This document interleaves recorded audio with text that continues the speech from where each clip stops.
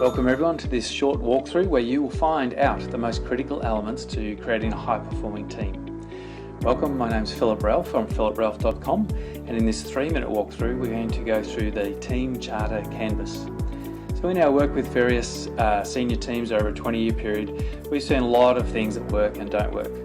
Based on evidence-based principles and our own experience in working across many industries, we formulated a framework to help your team focus on the things that matter.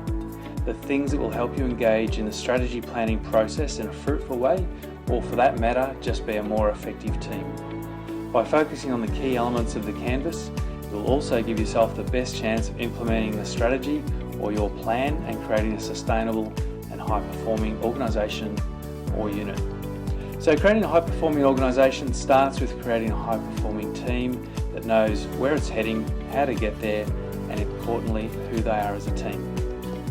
So you can see with the Team Charter Canvas that it's organised into why, how and what. And there's a simple reason for that. Most teams want to jump to the what, the action. But unless we're clear about the why and the how, then our actions are going to be fraught with risk and danger.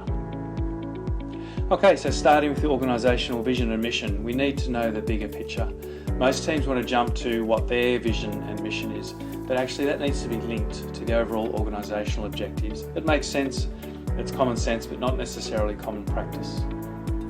Then we can look at the team vision, mission and contribution. So where are we heading and why are we here? And what's our contribution to the organisation's vision and mission? Then thirdly is the scope. So what's in, what's out, what's our limits of authority, where do we want to influence, and what are our responsibilities both collectively and also individually. Okay, on to the how. So we've talked about the why. The how is about the values. So how should we behave together? How should we interact? What are the ground rules for when we get together, for example? How do we build in accountability to everything we do? The operating rhythm, this is a really important part, and unfortunately a lot of teams miss out on this step. The operating rhythm simply talks about things like how frequently should we meet? How do we make the meetings really effective and compelling? If your team members think that meetings are boring or what have you, then it's time to kind of revisit them. Look at how they can be shifted. Then celebration and fun. This day and age, teams and people are working harder than ever. So how do you create the space to actually acknowledge and celebrate success? To give people a pat on the back for all of their hard work. Now finally the what, and this is the part that teams tend to really enjoy, but we need to do the why and the how first.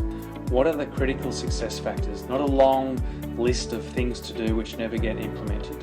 What are the 3 or 4 critical big pieces of work that the team needs to focus on?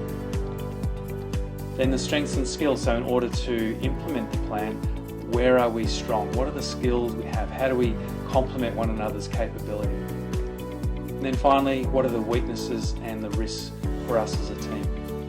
By examining these 9 boxes, then most teams will be really clear about where they need to focus, how they need to be in relationship to each other, and why they're doing what they're doing.